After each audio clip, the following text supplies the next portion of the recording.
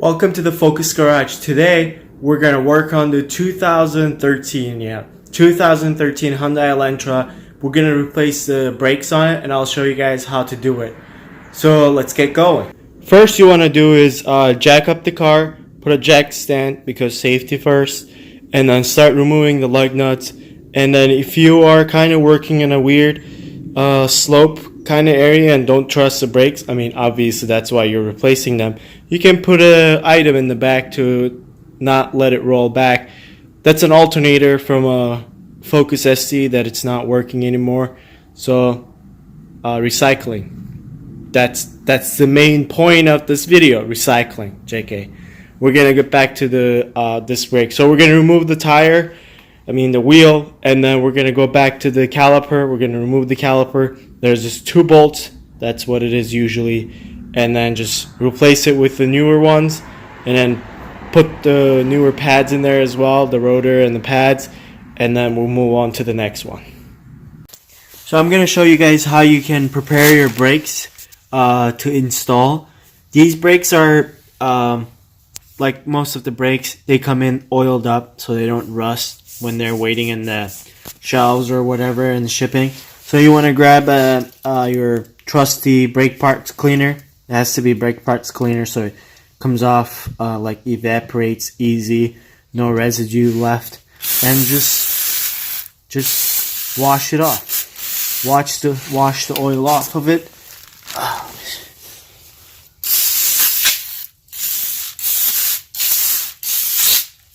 And then flip it over. It's kind of hard to do it with one hand. They're kind of heavy, but we repeat the same thing for the back. Shake it a little bit.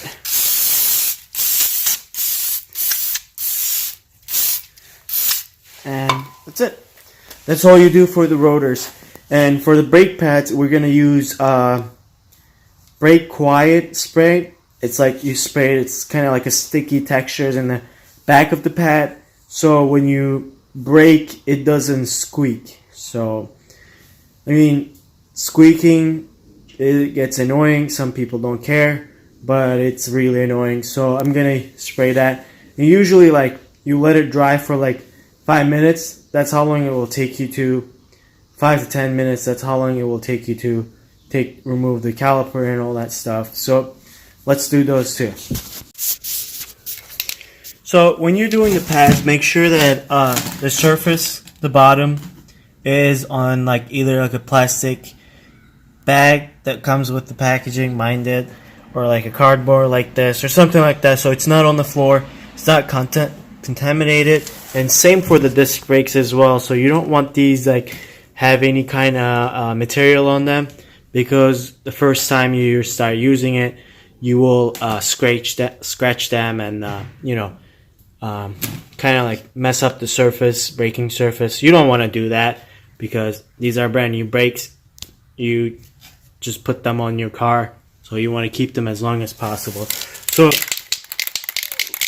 we shake our things and start spraying.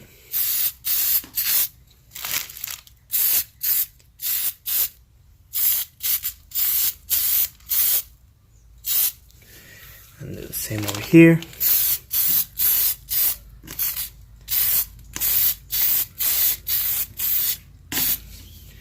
So we're just gonna let them dry, and then after the removal, when we install them, they will be dry and ready to go. And then same as for the rotors, we're gonna let them dry off.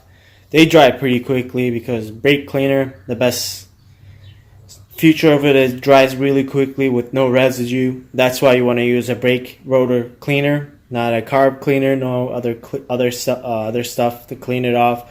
Brake cleaner, make the life easier for yourself. They're like $3, $3 to $5 between, so they're not that expensive.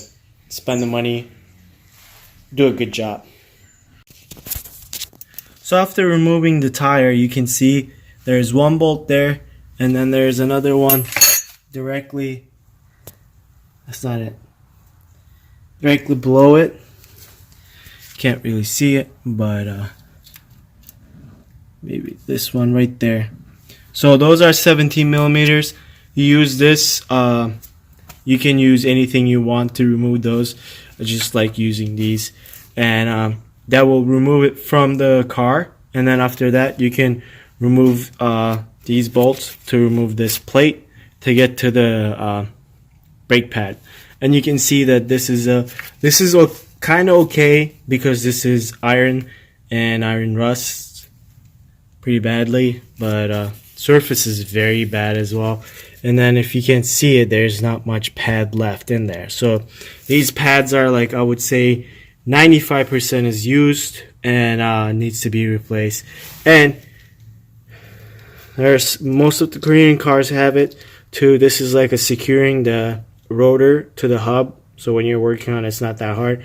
And I'm glad this is Phillips, not any torque, because I never had a good chance with the torque. So let's see how it works with the Phillips. I usually just drill it out, but hopefully this car is new enough that we can just remove it easily.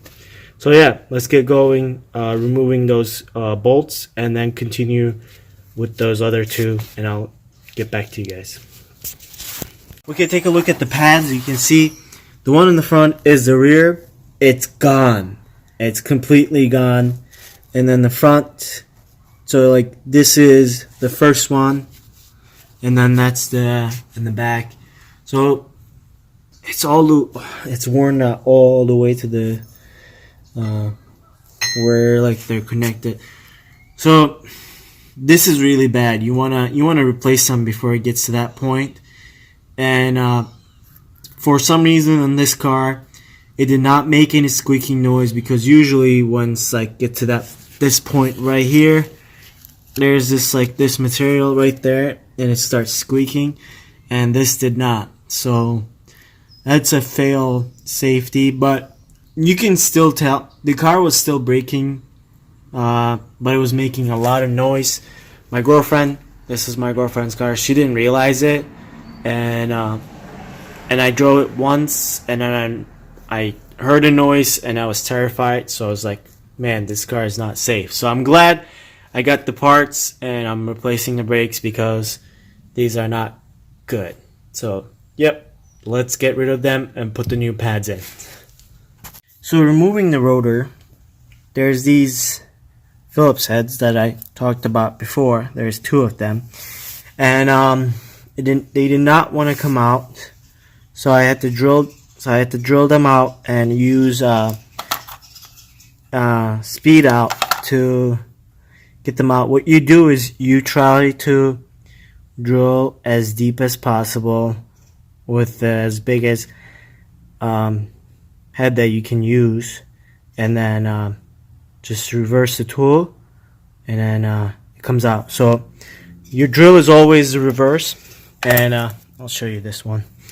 So you use this one first to drill the hole, which cuts it, and then you flip it, and then you use this, and it digs in there, and then when it starts removing, and then it will start removing the bolt, or in this case, the screw.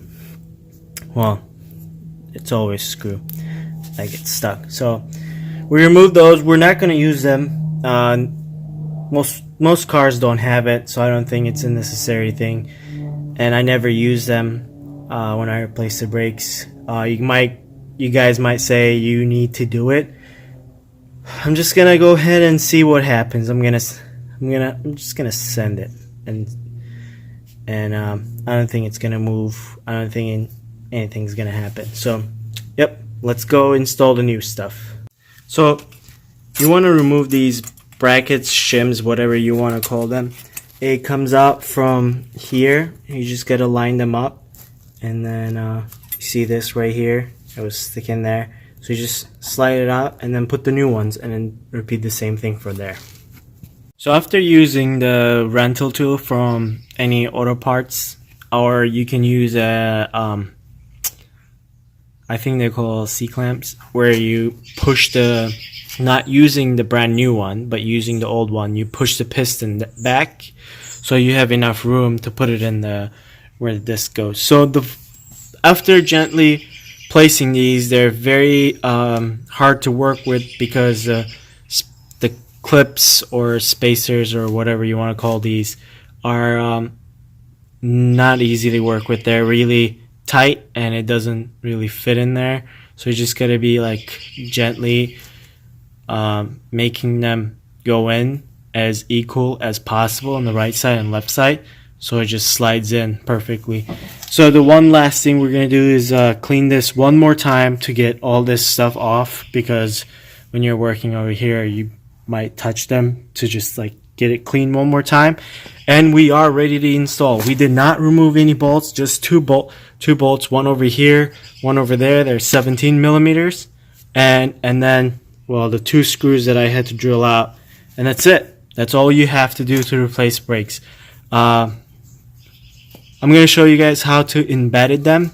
So once you install new brakes, you want to do a couple of hard stops to get them all embedded, so they're not like awkwardly wearing or anything like that. There's no sticking calipers or anything like that, so that will help you out. So let's install it and I'll show you guys how to do it. So this is, I'm not going to show you guys all four corner.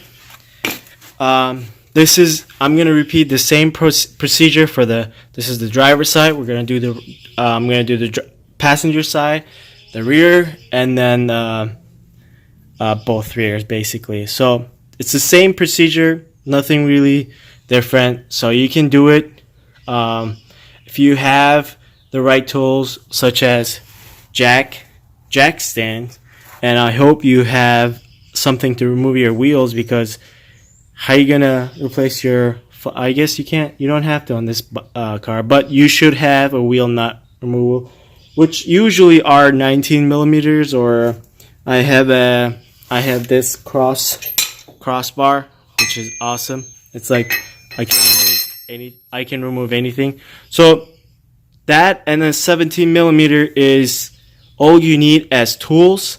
And for other optional but really necessary stuff would be brake quiet, and and you have to rent the brake caliper, presser, whatever you want to call that.